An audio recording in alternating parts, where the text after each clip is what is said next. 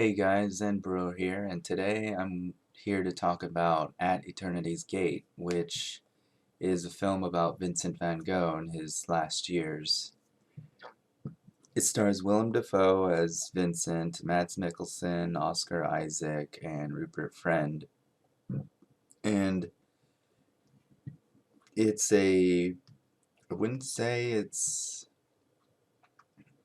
I don't know if you could call it a drama or a biopic. I mean, you could call it a biopic because it's about a person, but there's a there's some sense of contemplation in this film that I really liked. And so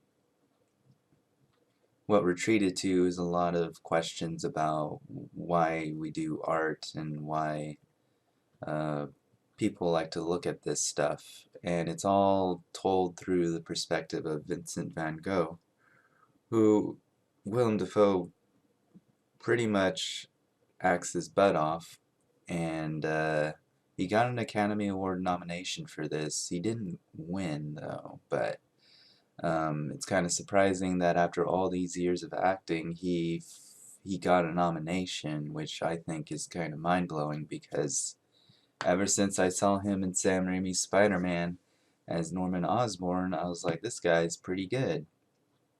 So yeah, that was just a little tangent, but his role as Vincent Van Gogh is pretty good, and he captures both the joy and the sorrow that the artist must have suffered during his life, because he wasn't really popular during his time for his paintings or his personality.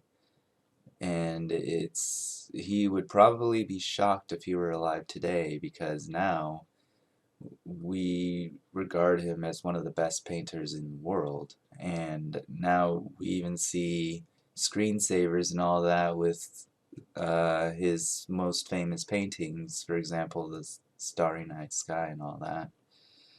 And so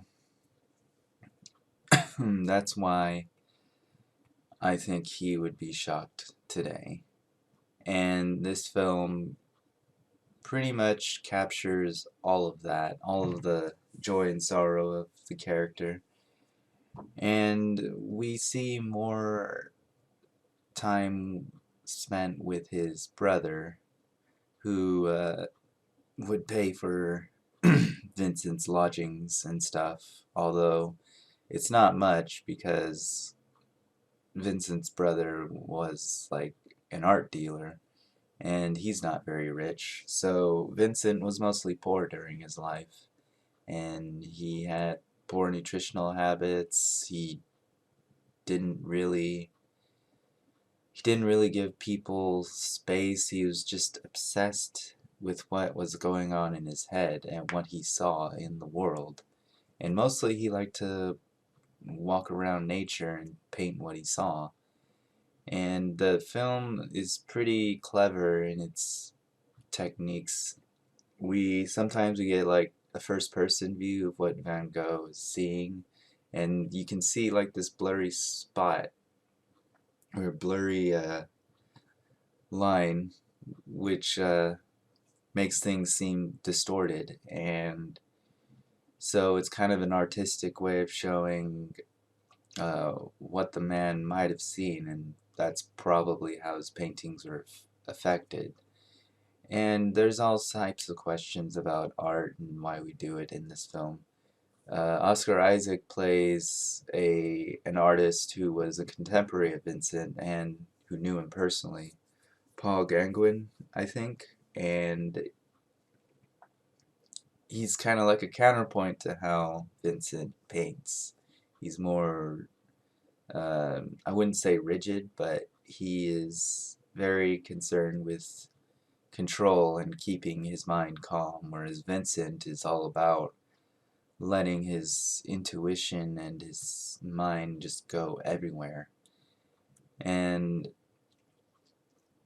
it's I think it was kind of interesting because Vincent ends up almost forgotten. Well, not forgotten, but he ends up not receiving as much as the accolades as as we give them now. And the film just has this really sad core to it, I would say. At no point did I feel that this was a triumphant film or a film uh, kissing Vincent's butt. It really shows like the tragedy of trying to go your own way, because the way Vincent painted wasn't well liked either. And in fact, there's a scene where a priest talks to Vincent about why he thinks this is considered painting. And so, which by the way, the priest is played by Mads Mikkelsen, another great role. So yeah, if you want to think about art, if you want to see what this man went through in a visual way, I would highly recommend this. It's really good, and I think you would like it because I did. So yeah, At Eternity's Gate, check it out, and I'll see you guys next time at the movies.